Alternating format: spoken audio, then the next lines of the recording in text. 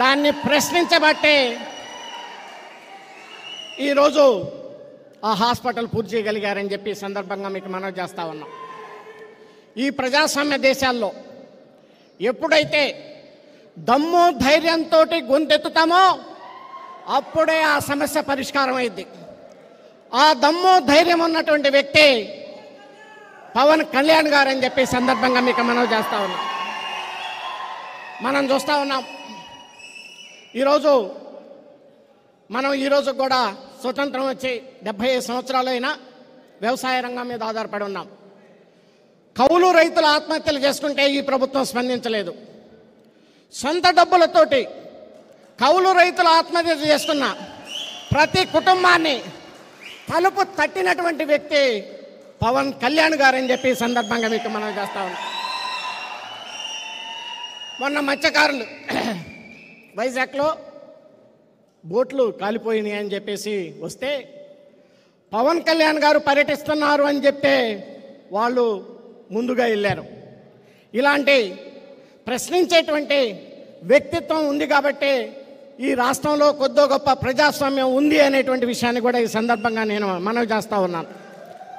మరి మీ అందరికీ తెలుసు, నేను 2004 తర్వాత మరలా ఇప్పుడు మచిలీపట్నం పార్లమెంటు సభ్యుడిగా ఉన్నాను. అక్కడ బందరు పోర్టు విషయం మీ అందరికీ తెలుసు. ఒక పార్లమెంటు సభ్యుడిగా అక్కడ ఎన్విరాన్మెంటల్ క్లియరెన్స్ తీసుకురావటం కానీ, ఫైనాన్షియల్ క్లోజర్లో నా పాత్ర పెట్టడం కానీ ఎంతో చేసి ఈరోజు అక్కడ ప్రజానికానికి ఆ పోర్టు రావటంలో నా వంతు కూడా ఒక పార్లమెంటు సభ్యుడిగా కృషి చేశాననేటువంటి విషయాన్ని కూడా ఈ సందర్భంగా మీకు మనవి చేస్తూ ఉన్నాను.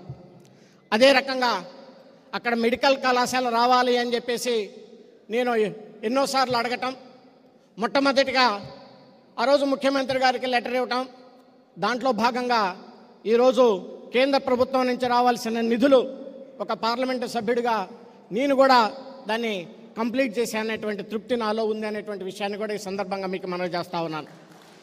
అదే రకంగా గుడివాడ ఉంది. గుడివాడ టౌన్కు ముందు 2 రైల్వే గేట్లు ఉంటాయి.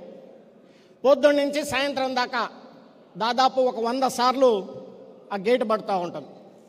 కానీ ఈ రాష్ట్ర ప్రభుత్వంతో పెట్టుకుంటే ల్యాండ్ ఎక్విజిషన్కైనా అది ఆ ప్రాబ్లం సాల్వ్ కాదని చెప్పేసి కేంద్ర ప్రభుత్వాన్ని రిక్వెస్ట్ చేసుకొని ఇంక్లూడింగ్ ల్యాండ్ ఎక్విజిషన్తో సహా 325 కోట్ల రూపాయలు తీసుకొచ్చి ఆ ప్రాజెక్టును కూడా కంప్లీట్ చేశానని చెప్పేసి కూడా ఈ సందర్భంగా మీకు మనం చేస్తూ ఉన్నాం.